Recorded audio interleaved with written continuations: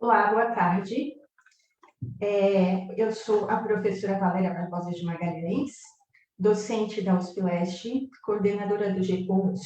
Este evento, esse ciclo de debates sobre história oral decolonial, ele é resultado de anos de discussões promovidas pelos nossos pesquisadores e atende à demanda de estudantes que não se reconhecem nas teorias e práticas acadêmicas coloniais. Este evento será composto por 4 palestras com pesquisadores de países fora do eixo hegemônico global.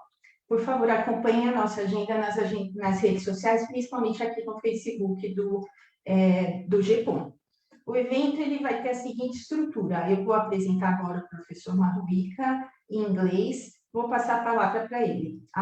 Em português e inglês. A Michelle Asmar e a Daisy Perelmutter, que são pesquisadoras do GEPHOM, vão fazer um resumo de aproximadamente 5 minutos em português do que foi falado, para quem elas vão colocar os pontos para quem precisar, porque a gente não teve estrutura para trazer um tradutor simultâneo.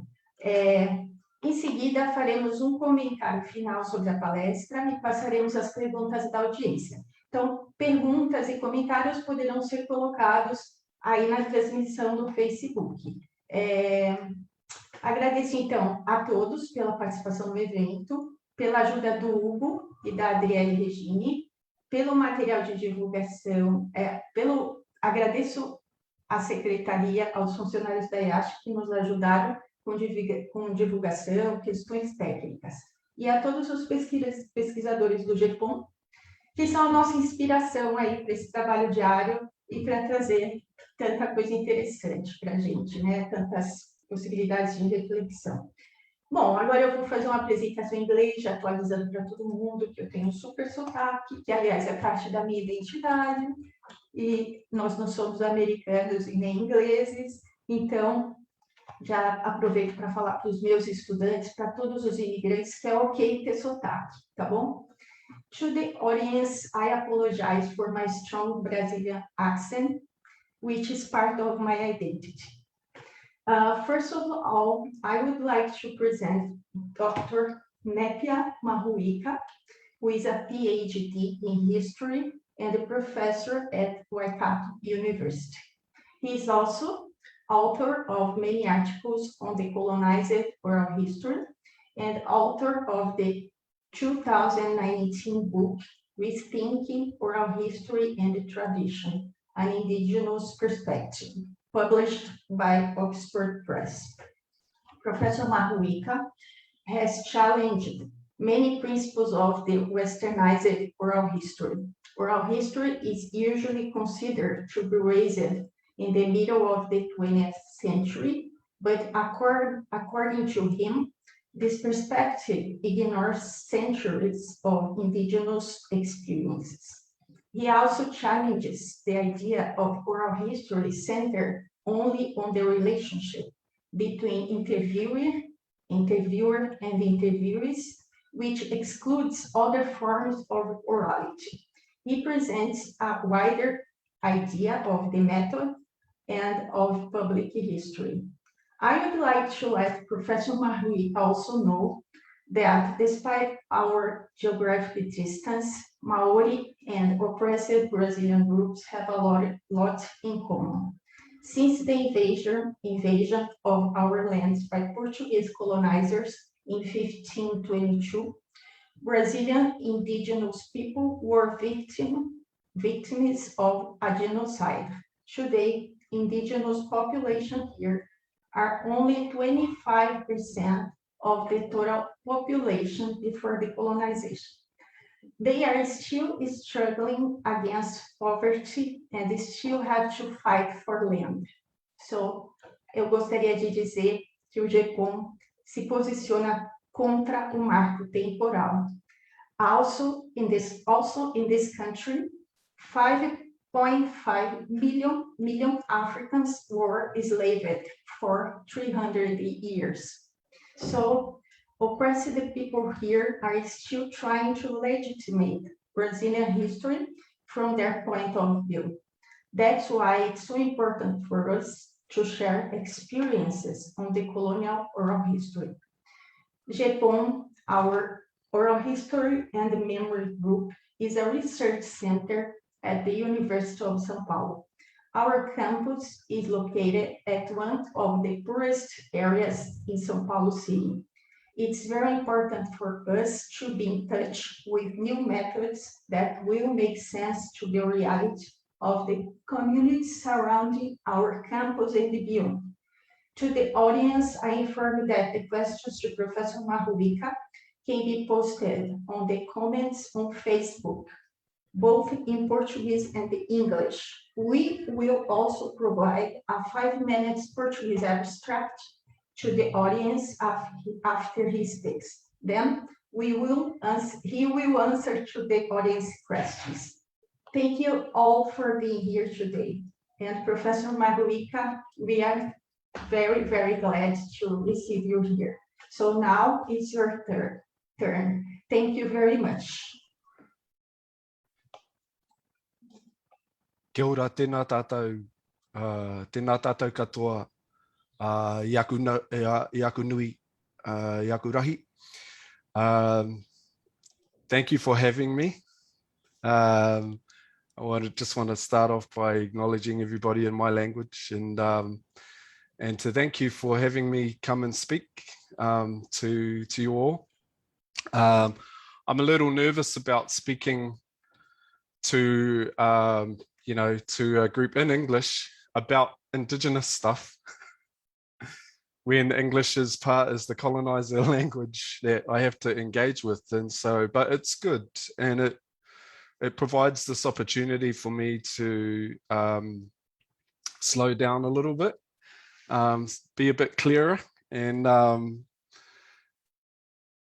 try and to get across this message that like Valéria was saying, is really important for people who have been dealing with marginalization, who have been othered, who find themselves in oral history work in a field or a discipline that doesn't always speak to the way that we do oral history, or the way that we even think about what oral history might be.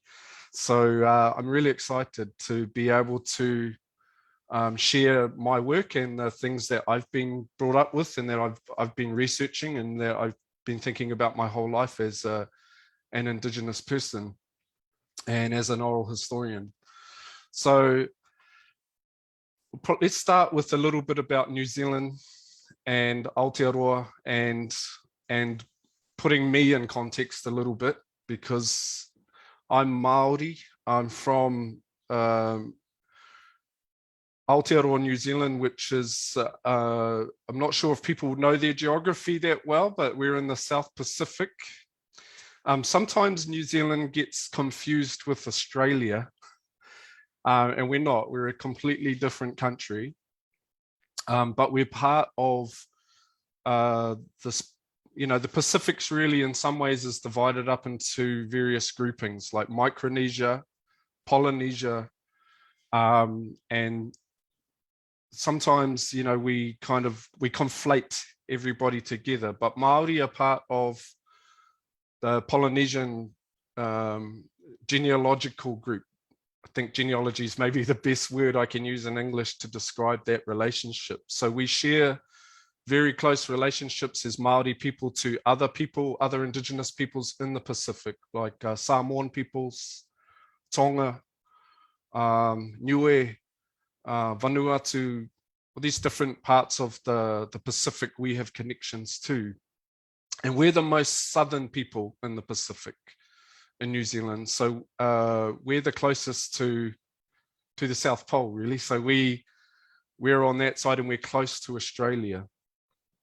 And New Zealand and Australia are two of the biggest, I guess, powers in the Pacific.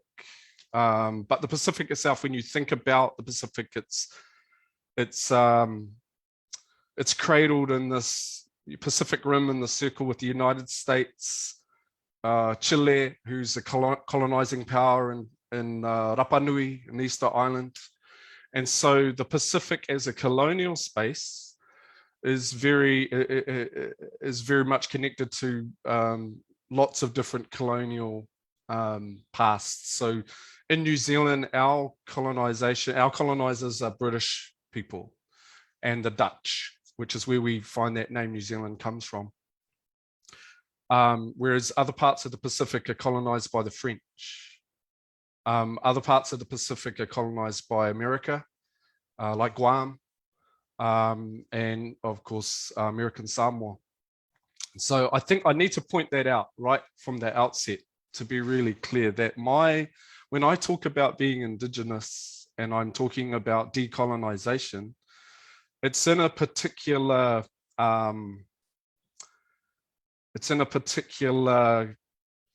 relationship with different colonizers and other Indigenous peoples. When I wrote the book about oral history from my perspective, I come from a tribe in New Zealand. I come from two different tribes in New Zealand. My grandfather was part of a tribe called Ngāti Porou, which is on the east coast of the North Island of New Zealand. We don't call it the North Island in our language. We call it Tika Maui, or the Great Fish of Maui. And then on my grandmother's side, she's from the west coast, which is another tribe. So I come from two different tribes here. But I was really brought up on my grandfather's side. So I know really our histories and our traditions and our places and the way that we do things. But what I've tried to do and what a lot of other Indigenous academics, I'm sure around the world, try to do is to compare and to share what we know and what we do and how we understand the world. And more importantly, in oral history, how we understand what history is and how we understand what orality means. And you know, there are a lot of things that go along with that, which hopefully I'll talk about. I'll get some time to talk about today. So you can't really talk about, say, for instance, history in the world today without talking about historical method, the ethics around history, the politics of history itself, and of course the very powerful colonizer, Western-dominated field of history. And that means that we often have to talk about objectivity versus subjectivity, individual memory versus collective memory, myth versus fact, and of course tradition versus, oral tradition versus oral history.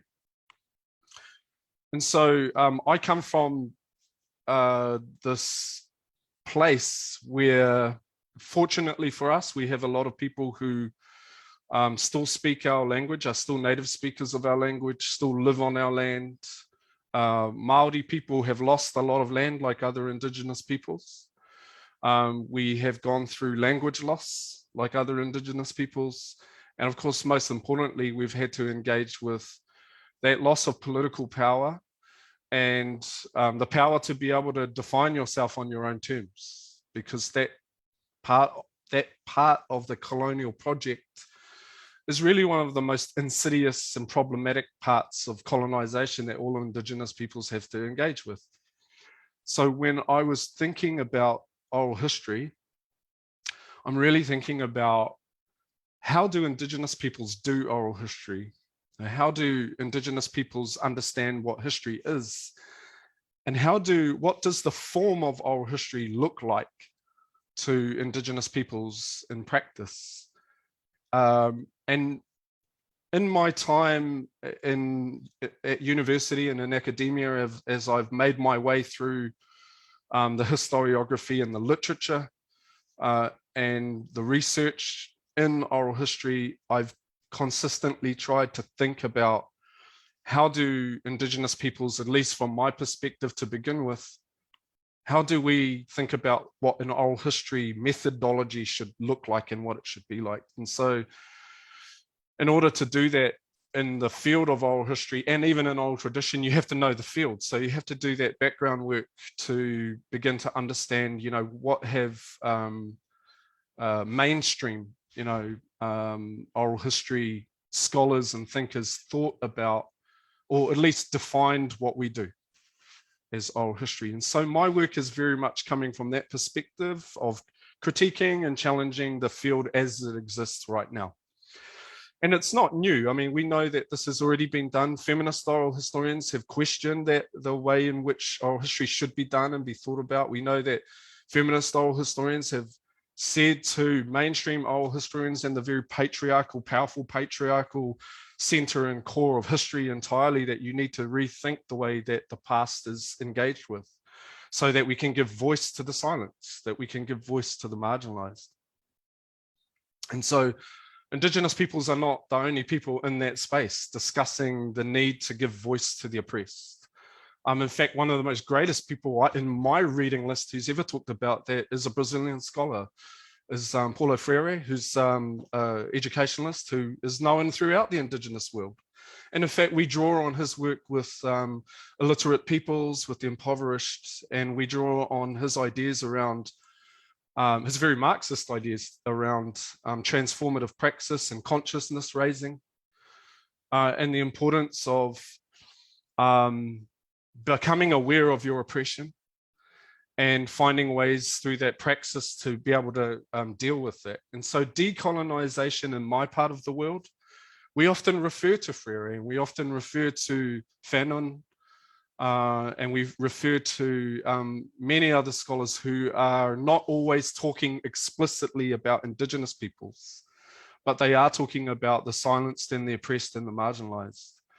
And so this is a really cool thing about, I think, Indigenous scholarship, is that we are able to not just share with each other our own experiences of colonial oppression, but we're also able to talk to other amazing feminist scholars, to other really important transgendered, queer, LGBTQ scholars, scholars who are at the cutting edge of talking about how we should rethink what we do in ways that empower those who have been disempowered. And so, yeah, that's where my work comes from. And I take a very general view sometimes of indigeneity, but indigeneity is quite complex and nuanced. It's not simplistic. And so, like Valéria said, you know, the Indigenous history in Brazil is far longer and deeper. And in New Zealand, we're one of the last places in the world to be colonized. And so by the time the British came to Aotearoa, New Zealand, they had colonized other parts of the world.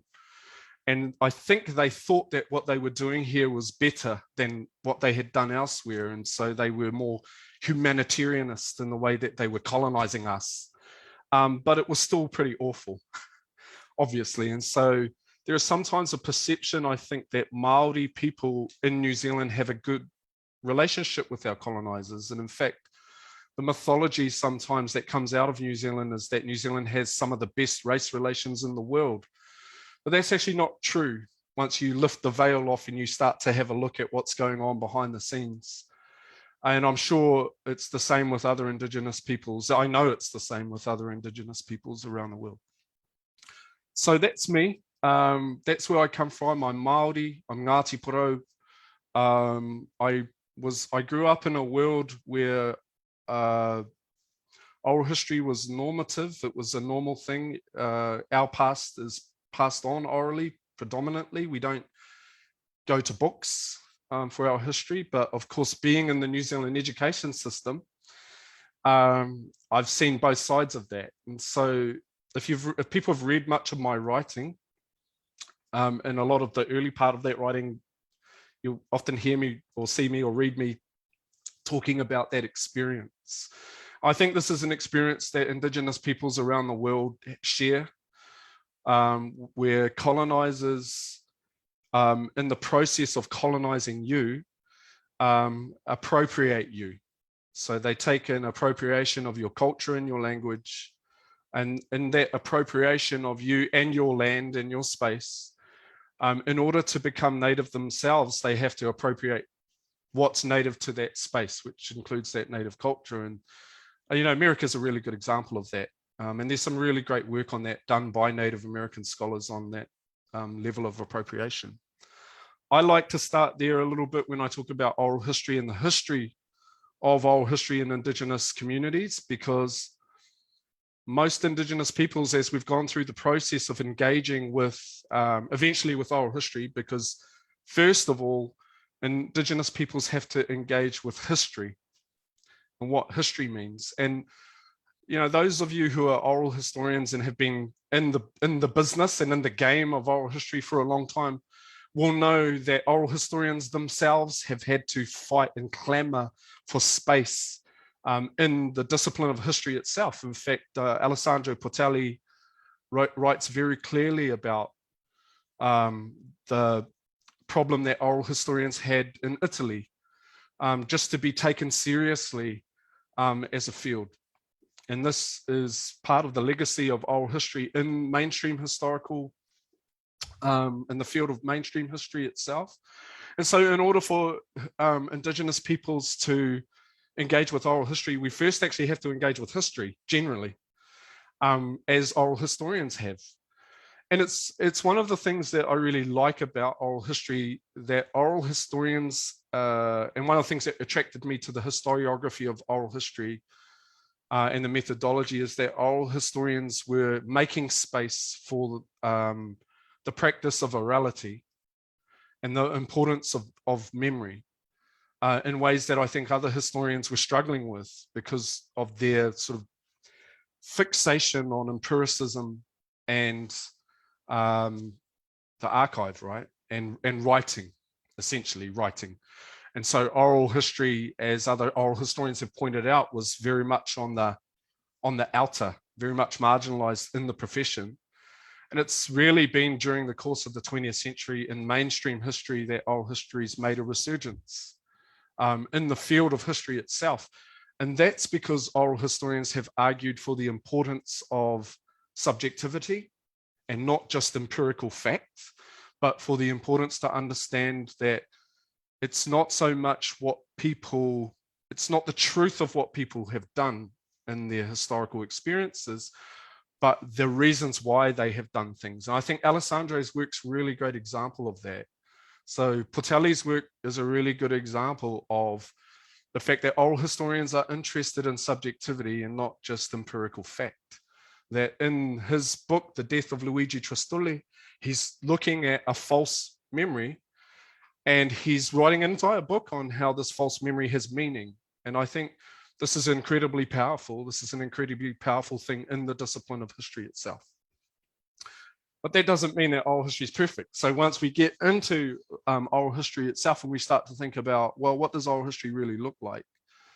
When I first started to become involved in oral history as it's defined in the field, naturally I start reading, you know, really key seminal writers and thinkers in the field who have talked about what the methodology is, the likes of Trevor Loomis, Don Ritchie, and many, I'm sure you've all read, like Martha Howell's book, a lot of these different handbooks of oral history method that revolve around, and for a long time tended to revolve around interviews, and particularly one-on-one interviews.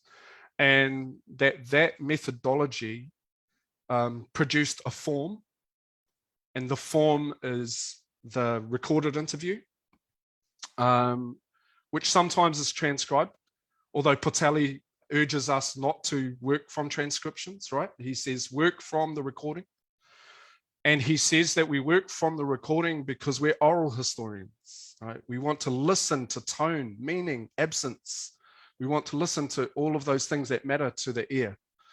But as oral historians have deepened our profession and our method and what we do, we're realizing that oral history isn't just about what you hear. Oral history is about what you see. Oral history is about sometimes what you smell. It's all the multi-senses of our historical experience and not just listening or learning to listen, right? Which is a very popular refrain in the discipline. But actually, oral history is a multi-sensory mnemonic engagement with memory and how people keep memories. So people keep memories, and people have an oral, can have an oral history around lots of different types of objects, artifacts, traditions, formal or informal. In our culture, we use carving as a big part of our oral history traditions and the way we keep oral history. It's a part of telling stories, as is also tattooing, or what we call tāmoko, which is also another part. So when I grew up thinking about oral history, it wasn't interviews. It wasn't one-on-one seated interviews. It was a living practice that, orality and the passing on of memory and knowledge and history doesn't just happen in a seated interview. We all know this. It happens in all sorts of situations. Where I come from in my life, one of the most powerful spaces where oral history was performed and done and committed to memory were during funerals. And in our funerals, they're quite formal. They're very much embedded in the culture. So in our funerals, we have visitors who come and they get up and they give formal speeches. Those formal speeches are done by multiple people who welcome the visitors who come to pay their respects to the departed. And in the interweaving of those different stories, they share an oral history. And that oral history is primarily, from where I come from, it's based in genealogy. So there's a genealogical connection that's made between the narrators and the people themselves in the community.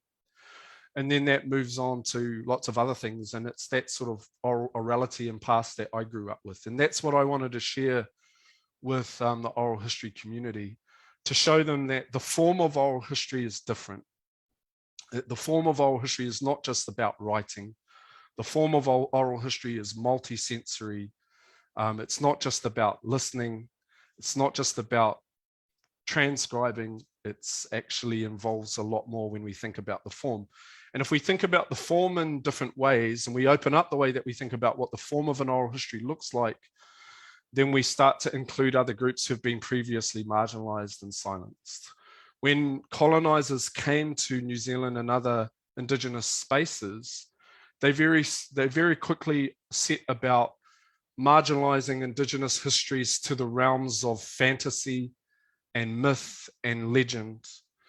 And it ended up in some of our own ancestors, who are real people, living people, being treated like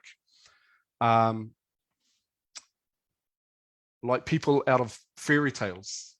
Like we've seen with the Disneyfication of Maui, for instance. And Maui was referred by some early scholars and ethnographers and historians in New Zealand as the Hercules of the Pacific. So often when non-Indigenous people, when colonizers came into the Pacific, they renamed and they displaced, and then they sought about renaming our history in ways that made sense to them, but not to us. And so our history quickly became legends and fairy tales. So when I went to school, our history in the library was in the fairy tale section with Jack and the Beanstalk, Hercules, and the real history was over in the other section, which was colonizer history. So Indigenous peoples have had to reclaim their own past by reclaiming the right to define how the past is done and understood in our own ways. And oral history is really a big part of that. And we've had to rescue from the clutches of oral tradition our histories, because tradition, if you relegate Indigenous histories to the realm of tradition, then what you're essentially saying is that they're not viable histories. And this is what oral historians have said about oral tradition. And a number of oral historians have written about oral tradition being different to oral history, in that oral historians focus on the narratives that are based in the lifetime of their informants, whereas oral tradition deals with the lifetimes of those beyond that contemporary narration, right? But that's not how it works for Indigenous peoples, at least not where I come from. We don't make a distinction or a disconnection between an individual today and in any contemporary time and the rest of their genealogical connections, their ancestors. We don't make that collapse. You know, we collapse that idea of time, and we see our ancestors as being in the room while we're talking through us, being a part of us. So to have somebody sort of define oral history as only something that occurs in the lifetime of that informant is not true. And it's certainly not true for Māori, and it's not true for the way that we engage with memory. Our memory is not sort of divorced from that. Our memory is part of a collective memory. So this is one of the other things that really came out in my research that I wanted to share with the world, is that oral historians have been debating and discussing memory for a long time and have been talking about collective memory and individual memory, remembering for some time, and how this works. And so most oral historians will be aware of the work of Maurice Habwaks and the collective memory, and his theorizing an ideology that we have no memory unless it's part of a group, right? And then some others in the profession may be aware of the work of Al Thompson or the Memory Group, which is a group that was based in the UK and in Britain for a while and did a lot of work on memory there, who talked about, Al's work talks about composure and how individuals compose individual narratives based in that relationship with that collective memory scripts within their own community. And so he provides a really informative way of thinking about the negotiation of individual remembering and collective community remembering, which is really fascinating for me as an Indigenous scholar, because from my perspective, most Indigenous scholars tend to focus on collective memory. And the reason, I think, although I'm happy for other Indigenous scholars to provide their perspectives on this, but I think that one of the reasons that, or the main reason I think that Indigenous scholars around the world do this is because through the colonial process, when you are displaced from your own knowledge, when you are forced not to speak your language, you are essentially cut off from the source of that collective narrative, right? So what we're finding with Indigenous peoples who want to reconnect to their indigeneity, who want to reconnect to their community, is that they have to reconnect to those stories. And so there's no such thing as an individual story really in an Indigenous oral history narrative, because we're actually part of that bigger group. That doesn't mean to say that individuals have no agency, or that individuals can't have memories of their own. But like where I come from, being a Ngāti Porou person, we're very clear about what it means to be a Ngāti Porou person. We have a collective narrative around what that means. I think it's really interesting because in other parts of the world, we can see this in oral history. This is how oral history actually works, that the irony of displacing Indigenous histories to the realm of tradition is incredibly ironic in a colonial Western world where nation states themselves are based on invented traditions, on mythologies that are based on the production of community. And the production of that community is based in these very powerful community narratives around the meaning of what it means to be an American, what it means to be an Australian, what it means to be part of a country, and what it means to be part of multiple groups. So consistently, we actually are always engaging with community. We're always engaging with collective scripts, which is why I really like Al's work on composure, because what it says to oral historians is that what we're consistently doing as oral historians is that we are looking at how those relationships to those collective scripts actually work. Do we find composure in a narrative around being an American if you're a Native American? Probably not. Can you find composure in a very powerful nation state narrative if you are a woman? Well, in oral history, feminist oral historians have said probably not. Can we think about a collective approach to oral history, a politics of oral history that makes sense to all of us, that's based in democracy? Probably not, because democracy is a politics that has worked against Indigenous peoples and not for Indigenous empowerment.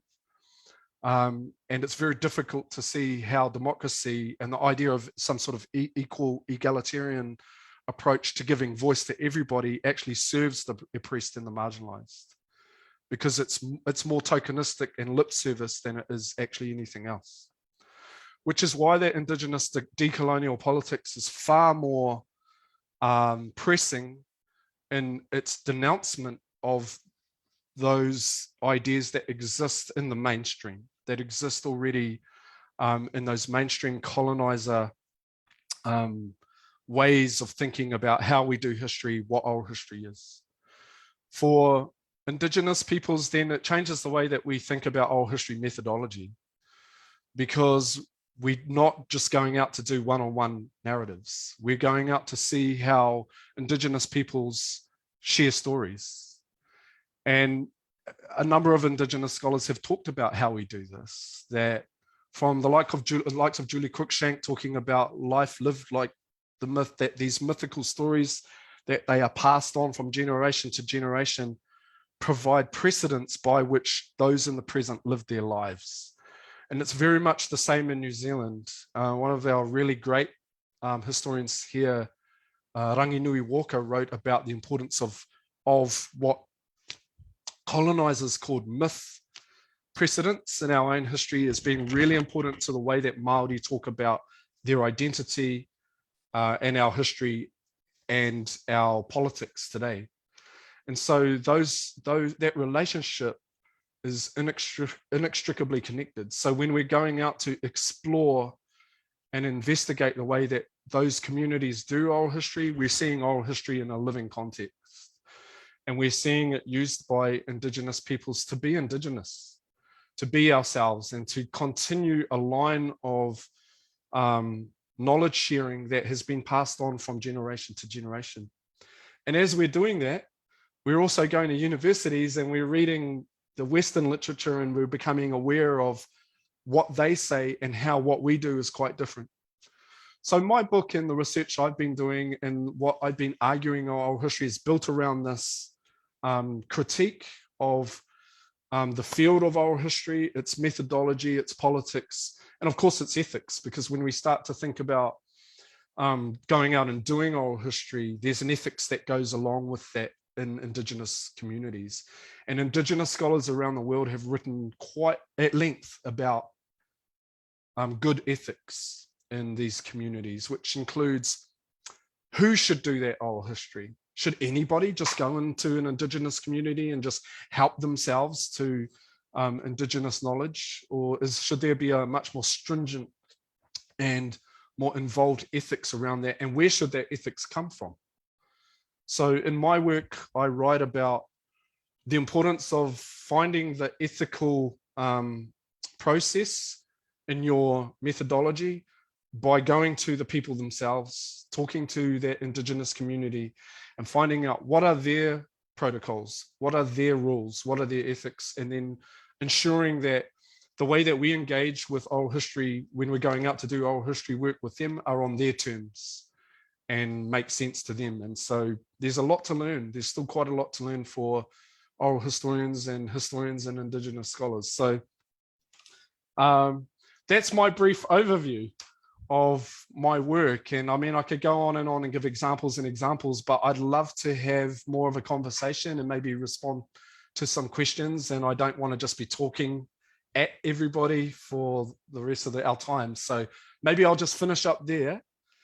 And shall we have some questions and discussion? Thank you so much. We are so delighted to listen to you.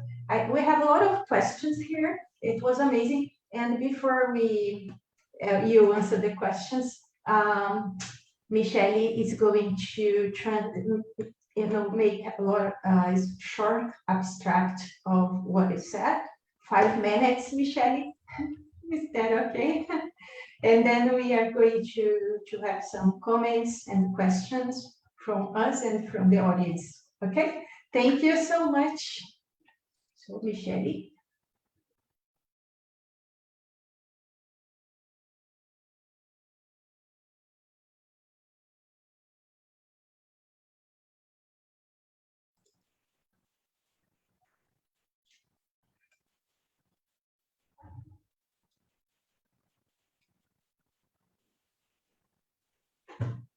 Eu vou só me concentrar agora aqui para organizar as ideias e...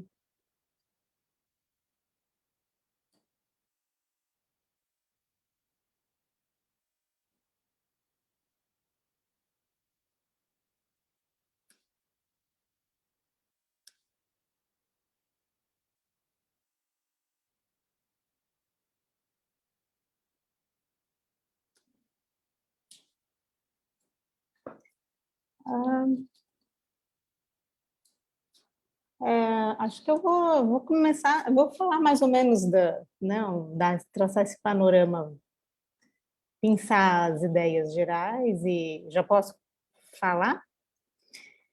Bom, enfim, o professor ele começa, né, se apresentando e falando um pouco sobre a posição dele, né, como ele é um pesquisador, doutor e também é um nativo, então ele fala de uma posição bastante fronteiriça, vamos dizer assim, e me chama muita atenção e acho que é um ponto importante quando ele fala da questão da história oral, né, o que significa a história oral do ponto de vista dos Maori. Ele entra em algumas...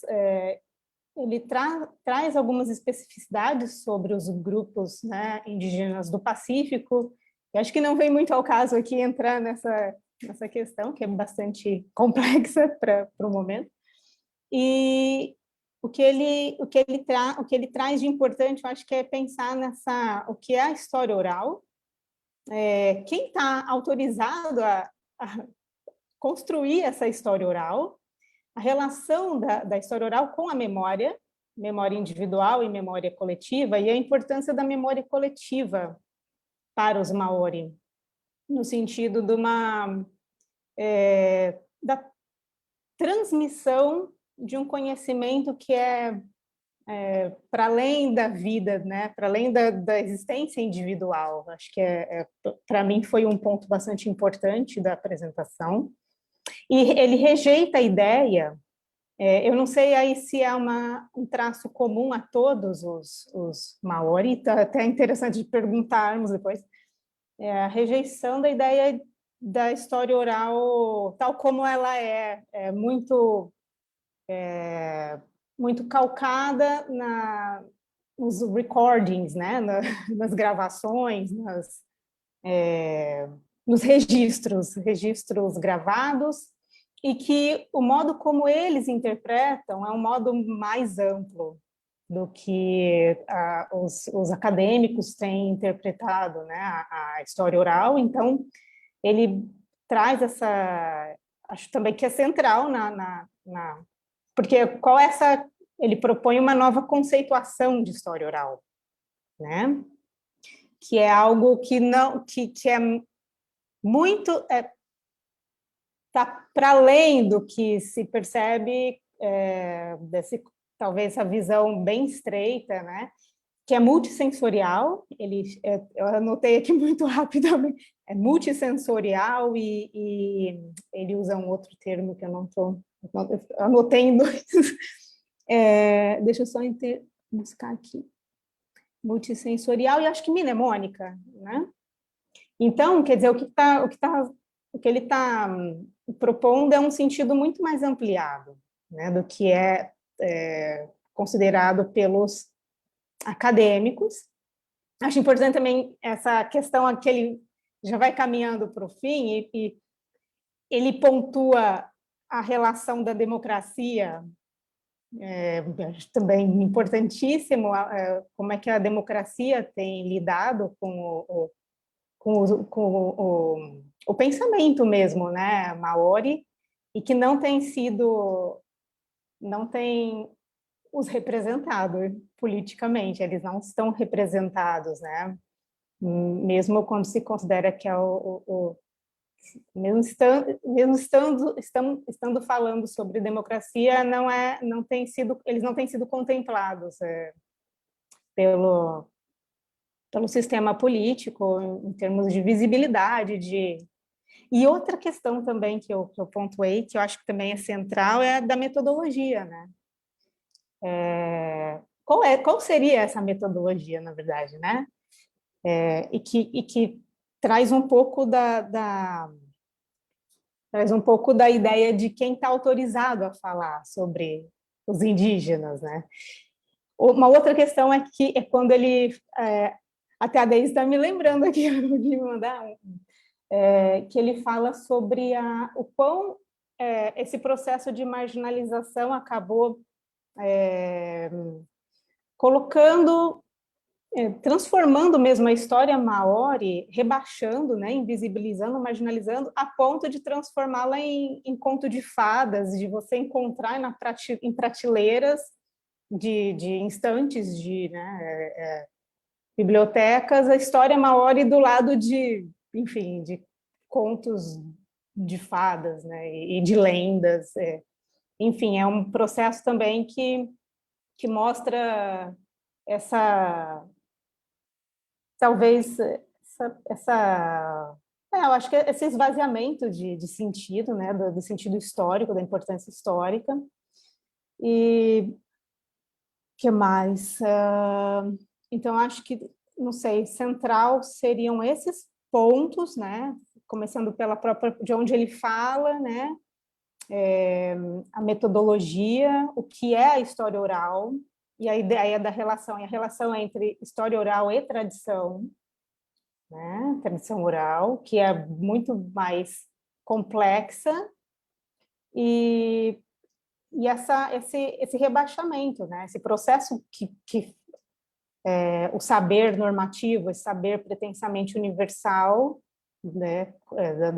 Esse saber colonial, o modo como esse saber descentra, né? Coloca marginaliza todo o saber indígena a ponto de transformá-lo em lenda e em conto de fada, enfim. Não sei se teria mais coisa. Eu anotei muito, mas está bem confusa a minha anotação. Mas eu acho que, assim, acho que esses seriam os pontos, pelo menos, centrais que me chamaram bastante atenção. Tem muito mais coisa, certamente. Obrigada. Imagina. Grande capacidade de sintetização. Muito obrigada a você e a Deise que fizeram esses comentários.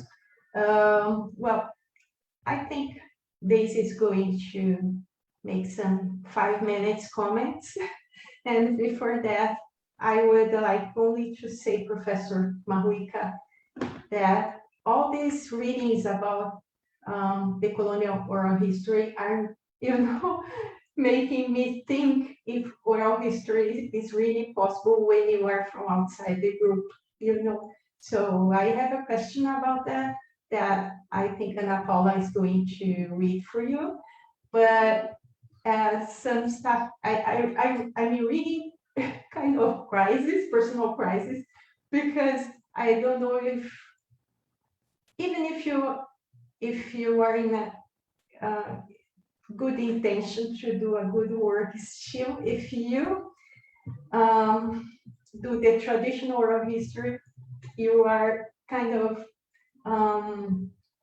probably committing some violence against memory and traditional history too from the other people. So I don't know. So maybe we could talk a little bit about that. How can someone from outside do a good work, a good oral history work, without imposing this westernized academic position, westernized academic background when doing oral history? Well, maybe Daisy wants to make some comments, and then Ana Paula, milhões de questões, lot of questions. She will have to pick some of them, and maybe we can send you some of them by email, because I don't know if you were going to, if you are tired or not, because there are a lot of questions. So Daisy, yes, just one question. Yes, I was wondering about the results you got from this new perspective of dealing with oral history in this perspective you created, respecting the culture of the Maoris. And I was especially enchanted by the perspective of multisensorial way of listening to your testimonies. And I think you mentioned about the funerals that you could grasp from stories and narratives, which happens not inside this interview set, but in this other life contexts. So if you could just tell a little bit more about all the stories, I would appreciate. Thank you. Yeah, I'll start with the funeral context, because we call them, where we come from, we call them tangi. Tangi means to cry, means to lament. And so we come together as a community to lament somebody when they've passed on to the next world. And so when we do that, they're quite formal gatherings, as they are with lots of communities around the world. And in those settings, we try to speak our language if we can. Some people can't. We use a lot of genealogy to connect the deceased person with everybody in the room, even the visitors who have come to see them. We sing a lot of songs that are traditional songs that are, our culture is very performative. So we have everything from what we call haka, which is quite a, haka means to dance, but haka is, I think most people in the world, if they've ever seen a haka, it's usually from our rugby team, the All Blacks, and they perform haka. So we do lots of different types of performances. But when we do that, we also share a lot of our proverbs that have been handed down from generation to generation. And these proverbs are really important because they're proverbs about place, they're place-based histories. They tie everybody into the land, but they also tie you together as a people. So when you're in that setting, in a tangi, you have formal speeches that people get up and give, but actually the best stuff I've ever heard going to those funerals are not from the people getting up and speaking. Sometimes it is, but it's actually from some of my aunties and my nannies and the people who are having these conversations about the deceased. And sometimes that doesn't happen in those settings. It happens out the back when we're making food, or it happens when we're you know, like we often, the food that we have in those gatherings, we catch often ourselves at home. So they come from fishing, hunting, all these different like special food gathering places that our relations know about and we go to. And so when you go to a funeral like that, you have this big experience. It's not just listening to somebody tell a story about the past. It's an interweaving of, you know, when I was doing my interviews, going back a while, when I was doing my interviews for my doctorate, I was following one of my nannies around the kitchen, and she will never do a sit down interview because that's not her. She's always busy. She's always walking around, and it was actually hard to get an interview with her because she's like, I don't want to do that. But she says, you can come in the kitchen or in the kauta, we call it, and you can record me and we can talk. And so I'm standing there with my recorder while she's like baking bread and like, and I'm having to help her and we're doing all those things. That is a living oral history. That's a multi-sensory experience, because you're not just having a story told to you, you're doing the work. You're smelling the food, and the smell has memory, and all of those things are part of a tradition and a memory. And that's really important, because it's the multi-sensory aspect of that I think is really beautiful, and is really something I think oral historians should pay more attention to. If we look at the mainstream literature in oral history, there are oral historians who talk about this. So there are non-Indigenous oral historians who talk about the walk-along interview. They talk about being in those spaces and how those spaces create mnemonic devices that people use to tell their story. And it's the same in Indigenous spaces. So when I interviewed one of my grandpapas, I got heaps of them, but when I interviewed him, we're walking along the beach and he's telling me about the history of the hills, the ocean and everything. We couldn't do that life history in a room, in a seated narrative at a table. We could only do that out there and on the land, on the space where we needed to be. So yeah, those places I've seen that like one of my uncles, he's a historian, I suppose, in our tribe, but he's a carver. And the best place to do an interview with him is while he's carving. And so I'm interviewing him while we're carving, and you can hear the tools in the background, the knocking on the wood, which has a rhythm, which, there's all of these multi-sensory things that tell you something about Indigenous communities and our culture, and how our oral history is connected to that, and that it needs to be connected to that to be healthy. And so, yeah, that's really, really important to us. So yeah, we get all these stories. And the cool thing about going to funerals is that the best stories and oral histories that I got passed on from my aunties in funerals were those stories that you don't hear, like, oh, this old fellow was he was really cheeky and he used to do all this stuff, but we won't say that in his eulogy. But this is stuff that we know, and it's very personal as well. It's very, there's an intimacy to that is also part of that genealogy of being part of the family unit, but also the family unit being connected to the tribe, because the family is not just the family is part of a bigger kin group. And so it's really lovely to have an insight. And because some of these people or ancestors that we have, different family groups around that community have different memories of them. So, and this is something that's really important in oral history, is that, biography tends to be a really key sort of focal point for a lot of oral historians, because they tend to focus on one-on-one interviews with people, which is great, that's fine. But actually, those people are not the sum total of their own life. Those people their lives are intimately connected to their grandparents' lives, often. Not always, but often, to their aunties, their uncles, to mentors. They have a genealogy. And that's really, really important in the biography. And I think that's what connects individual biographies to community biography, or almost a biography of the community, which is very much what Indigenous oral histories take us to, because you can't be Indigenous without that. You can't have an Indigenous story about yourself. You can only have an Indigenous story about yourself as it's connected to other people and to the land. And that's what makes you a Native person. So when we think about oral history in those ways, that's a really important part of that.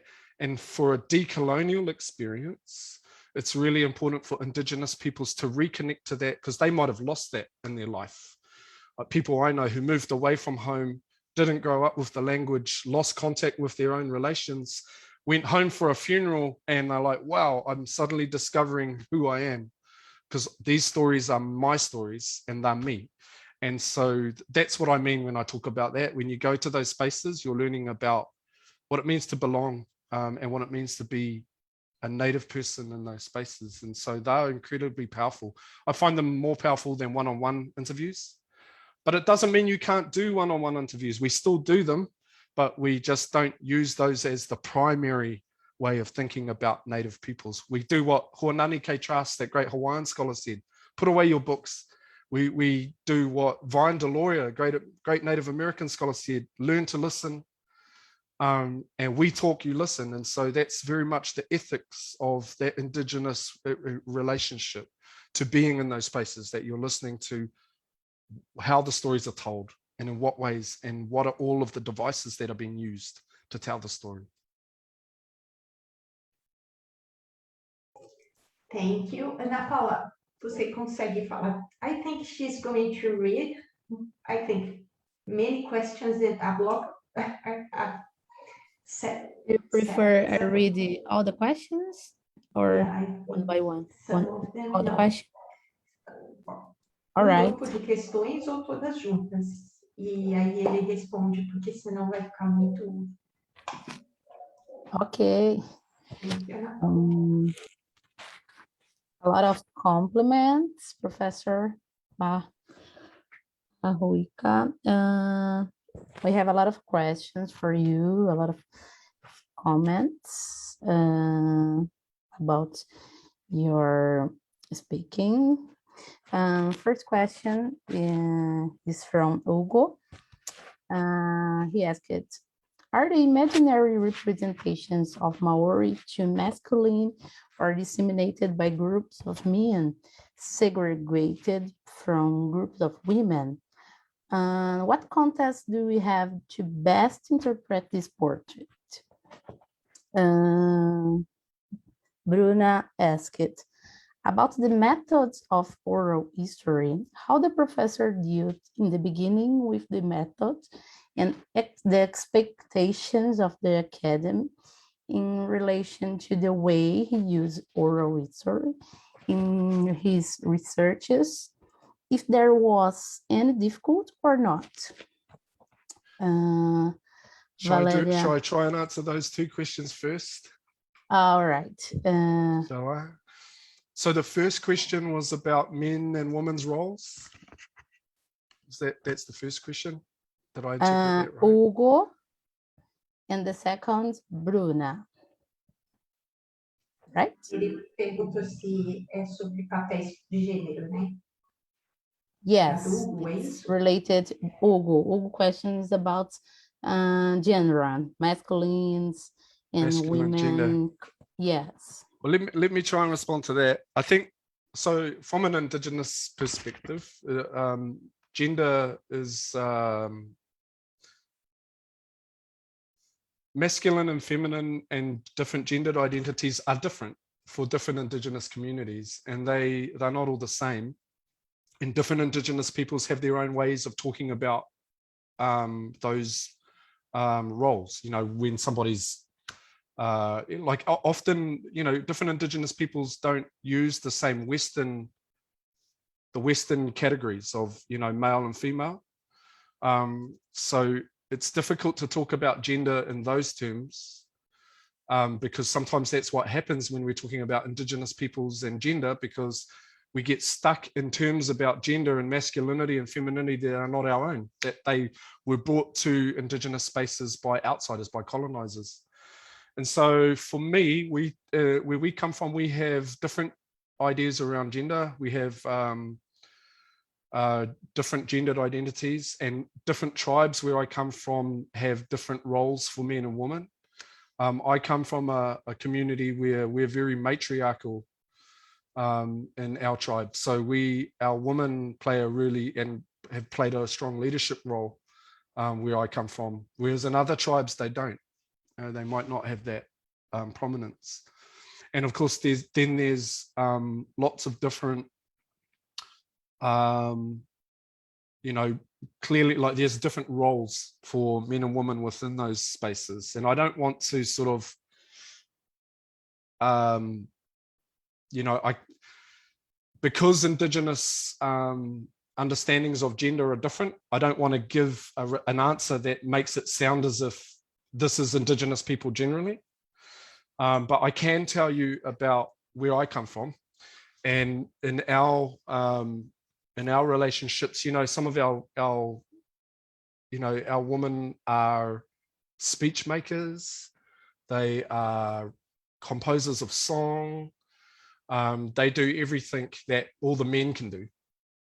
So they are very much storytellers in that regard. But women's narratives, I think, in different Indigenous spaces reflect their understanding of the role and nature of women in those spaces. So we have very powerful stories and narratives that we continue to tell about our ancestors. And usually it's particular female ancestors or male ancestors that we have that set the pattern for understanding how those roles work. There's a number of people who have written about this where I come from, and in different parts of the world. I think in oral history for me, and I gave the example before of my auntie who's a cook at home. She's one of the people who's, whenever we have these big occasions, she's the chief cook. Basically, she runs the kitchen. But she's not the only one that does that. There are men who run the kitchen in other places, and then there are a woman who can get up and tell the stories. And so we kind of swap those roles around where I come from. But women are really, really important to that, are really, really important to that narrative. And we have a lot of, I talked before about proverbs, and we have all these proverbs about the importance of listening to women in our culture. So, you know, me aro ki te hā o hine ahu one. Listen to the words of hine ahu one, who's our great female descendant. So yeah, everyone, gender plays a real role. I think even in Indigenous communities, it does play a role in the way in which oral history is done, but it's different from Indigenous community to Indigenous community. And the second question is about how do I manage the academy? Yes, how do you manage in the academy environment? How do you believe if the research from outside groups and talk about the perspectives and that would be possible? Yeah. It can be really hard. You know, it can be very difficult when you're in the academy, because the the university doesn't always speak to your people, right, and to where you come from. And so a lot of Indigenous peoples I know who go to universities feel very out of place, and they're difficult spaces to engage with. And so I'm lucky in the university here, we have a lot of Indigenous academics here, but we've still had our problems too. I mean, last year at my university, we had a systemic racism review that was supposed to deal with some of these issues. So kind of navigating the academy, which is not just work, but the big, vast body of literature that dominates the field.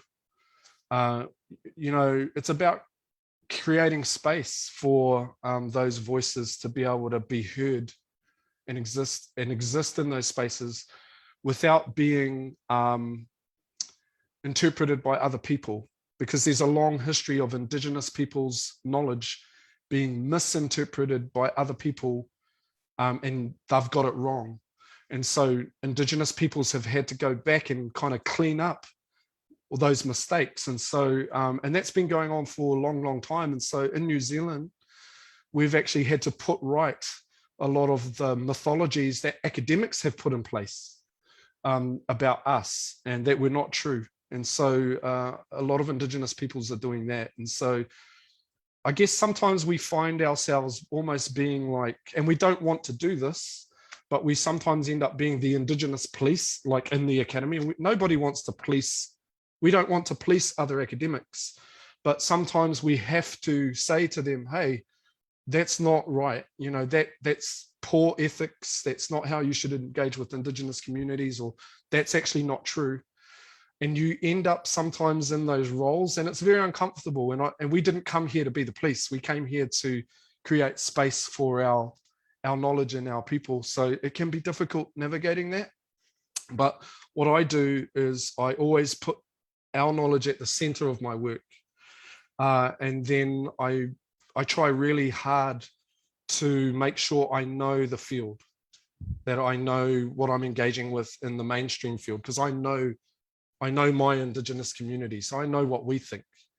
What I need to understand is what the mainstream thinks, and then I can start to kind of compare and contrast and look at how what some of we believe is talked about in that space, like the walk along interviews, and how some of what is said in the mainstream oral history space does not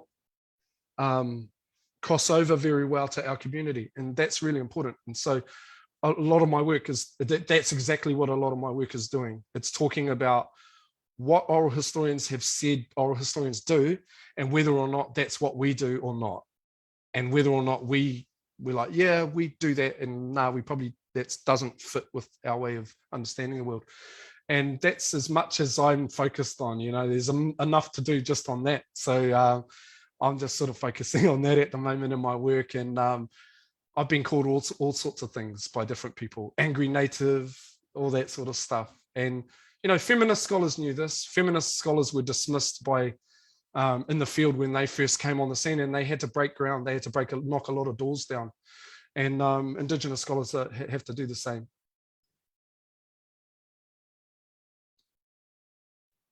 All right, brilliant.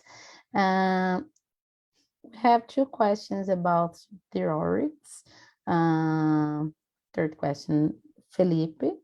He said, Professor Mahuika, are you aware of all controversy around Paulo Freire that has been going on in Brazil right now? What's your opinion about it? And we have more question about Michel. And he said, what does Nepia think about performance in oral history? I ask from Oral History Theory by Lynn Abrams. Let's start with Freire.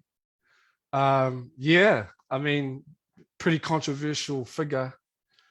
And, you know, look, we don't know all of the, I'm no expert on Freire.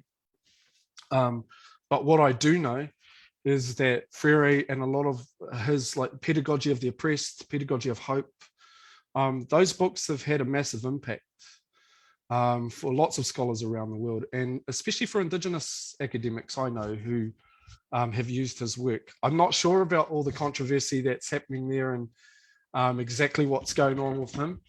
I know, I hope it's not really bad, but no, I'm really fascinated by it, and I think I'd love to know more about it. But what I do know about Freire's work is that, much like Fanon or Spivak or Edward Said, or, you know, some of these other scholars who we've read around the world, and that we've tried to understand what they're theorizing in terms of, like Freire's work on praxis, for instance, and transformative praxis. His work on transformative praxis for us, you know, going back to Freire, when I first came to Freire's work, his theory around transformation is very linear. So you start off in this sort of linear process of becoming conscious, and then you become resistant, and then you move into praxis, and then you work through that. And Māori people don't approach that in a linear way, because we're often angry before we realize it. No, we're often rebelling before we are conscious of what we're rebelling about. So, you know, and we know something's wrong. In fact, a lot of, I think, people who are living in poverty, we know that something is wrong, but we're not always able to articulate it. And so we don't start with a consciousness of what our oppression really is. Although we might say things of like, you know, we stand up against big corporations wanting to do oil drilling off the coast. We're standing up against the system and our governments and the you know, systemic racism that exists within it. But we're not always sure. Like when I went to school, we were just angry because teachers were mean to us. But as I got older, I realized that meanness that I understood at school was because they were racially profiling us, and because they had certain views about me that were based on their misunderstandings of my indigeneity. And so I didn't come to that praxis conscious. I came to it being in the praxis already. And then we became conscious over time. And so we've you know, we kind of take Freire and then we evolve Freire. And then we take Said and then we evolve his ideas.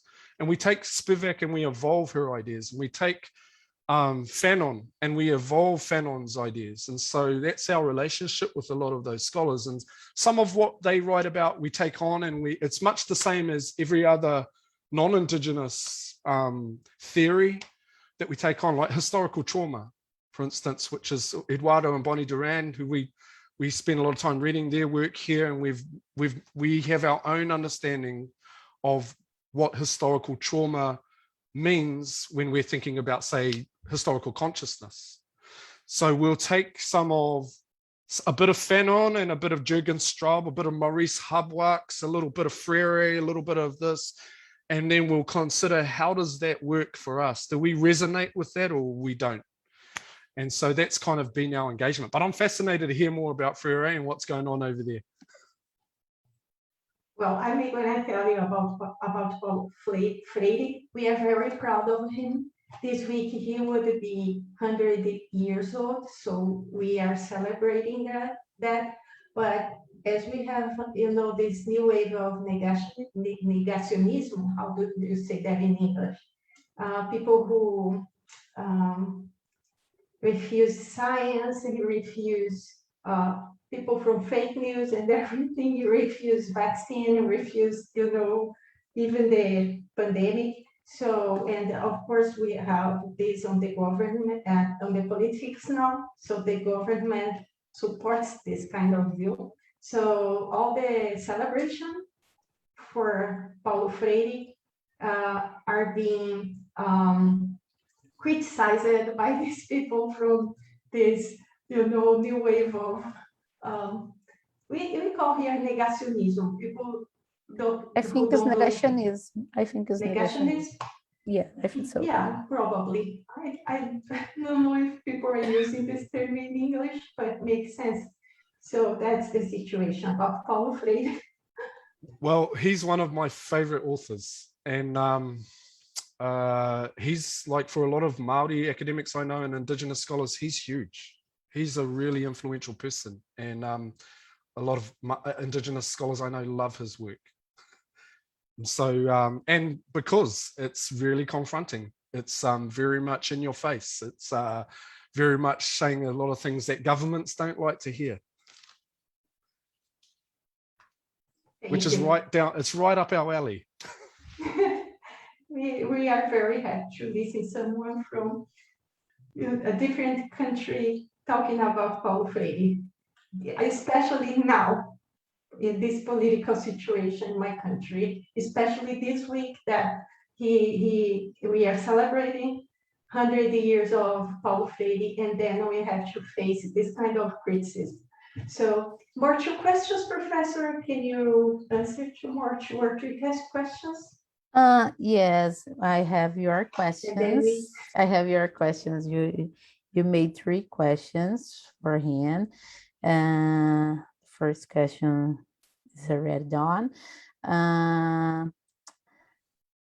How can institutional public history embrace this decolonized oral history? And you said about democracy. In that sense, also a production only possible in colonial terms? Okay, so the first question, so what was the first question? How to It's from Valéria. Is that both questions are from Valéria, and the first is about institutional public history, decolonized. Yeah. So public history, right? Public history is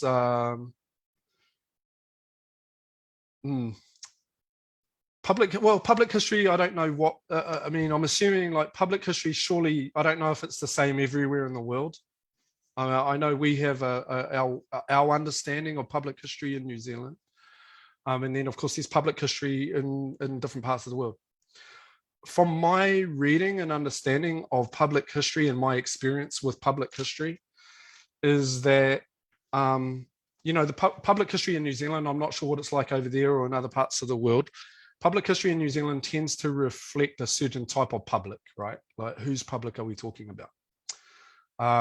And often Indigenous peoples don't fit into that public. And that idea of what we're talking about when we talk about public history, which is one of the reasons why, I mean, I wrote an essay in a public history journal in New Zealand, where I was talking about this problem, that public history has had its own kind of problematic past with oral history. And in fact, public historians often have had issues, and I don't know what it's like over there, but there's almost that, and I don't want to offend anybody, but almost that amateur public history and then professional institutional history, right? And so as a result of that binary problem, there's been tension between public history and academic history. In New Zealand, I went to a conference once here, and of course, our Oral History Association includes both academic historians and public historians, those who are working for different ministries, public libraries, national libraries, all those sorts of things. And there really is a difference between when I first came into, and that was a while ago now, when I first came in on the scene in New Zealand to public history and oral history, there was an antagonism between theory and just doing history, like doing it, going out and doing oral history.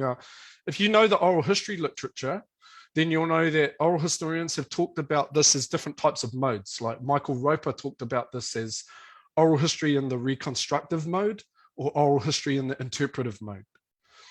What I find a lot of public oral history tended to do in New Zealand, at least, was oral history in the reconstructive mode, where what you're doing is you're just going collecting and doing interviews, because a lot of those oral historians in public history then were actually journalists in New Zealand.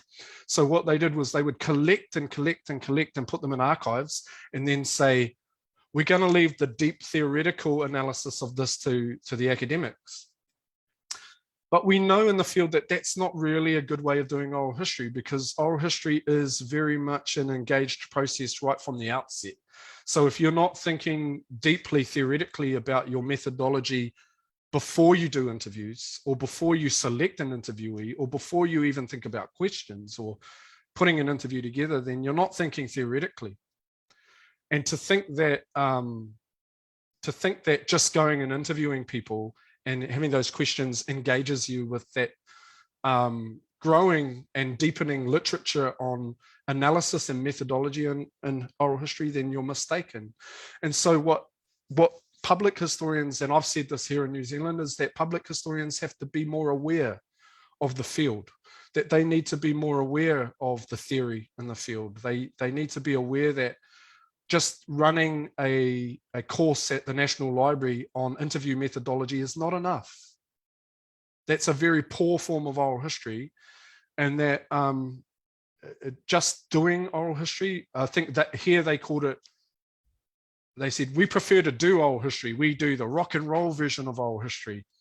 Rock and roll's a bit dated, but and they said, you academics do the Shakespeare oral history. And I was like, I do both. I can rock and roll, I can do Shakespeare, I can do rap, I can do breakdance, I can do all of those things. And that's not making a determination about oral history only fitting into one sort of approach. And the truth is that what we're trying to do is break down those barriers a little bit, and to get both public historians and professional oral historians, and of course Indigenous peoples in all communities, to come together and understand what oral history is for them in their space, where you come from. So what does oral history look like in New Zealand? Because it'll have its own history that is connected to Indigenous peoples, because the first oral historians in your community are natives. They're the very first. And then others came along and they brought, oral histories of migrant communities, oral histories of refugees, oral histories of the nation state, oral histories of sports clubs, all these sorts of things. And so what we're doing is we're tracking through all that. Not all of that belongs to the public. No, Indigenous oral histories don't belong to the public. They don't belong to the nation state. And this is the other thing that we've had to point out, that our history doesn't belong to public history, and that public history is not necessarily the most safest space for those histories to be told, because public histories are very much often dominated by funding, which is dominated by the government, which sets the agenda to the government's agenda. We know this. So, and actually universities can be like that too. So we need to be really aware that the theoretical dimensions of what we talk about, and most importantly, actually the ethical dimensions of what we talk about in oral history, are what drives the field, not for just public historians, but for professional academic historians and for all historians, because a lot of historians are quite notorious for not having to apply ethics in any of their research. So especially with Native people. So we have consistently, I know from me and my writing in oral history, I've tried to bring oral historians back to the underlying ethics of the discipline. That it doesn't matter whether you're a public oral historian or a community oral historian or a university oral historian, you still got to do ethics. And actually our ethical code of conduct means that you have to keep, our national ethic code of conduct says you must keep up with the literature. Because if you're not keeping up with the literature, then you're doing a disservice to the public. So that's my little rant on that. That's all right. What was the other question? Not more questions. Tem uma daqui no chat mais uma só, tá, Daisy? Uma da Daisy. E a gente encerra. I One more, forgot the and Daisy. we are going to end the transmission. Is that okay? Thank you. Where are these questions? I don't know. Elas estão aqui no chat do... Eu vou ler uma delas, tá? Okay. How do you give... Do you have any method or guide to give back the interviews and its results to the research? This is a question from Daisy. From the results of the research to the community. Yeah, yeah, and that should be, I think that, you know, with all communities, but with Indigenous communities especially, there should be a discussion somewhere on how you want to archive that work, where it should be archived appropriately, how it should be disseminated, how it should be given back. Like, how do those communities want their, because, you know, that knowledge and those stories and those voices, they belong to those communities. So the key, I think, in terms of doing that right, is understanding what matters to the community and how they would like that to be presented back to them. And that's a discussion to have with that particular Indigenous communities. I guess from my perspective, this happens a lot, like in lots of different instances where we get non-Indigenous people working with Indigenous peoples. And sometimes that works really well, and sometimes it doesn't. And when it's working well, when it's going correctly, when it's a good relationship, it's exactly what I think Vine Deloria and other Indigenous academics have said, that those non-Indigenous peoples are listening, that they're really listening, and that they're paying attention, that they're putting the time and the work in to understand what the community wants. You know, when I think about decolonization and Indigenous research and really good Indigenous ethical research, I kind of think about Linda Tuhiwai-Smith's work in Decolonizing Methodologies, where she talks about these relationships and how important it is. She writes in that book about how our projects that we do should not necessarily derive from ourselves. They should come out of the community. Like, what does the community need, rather than what do I think they need?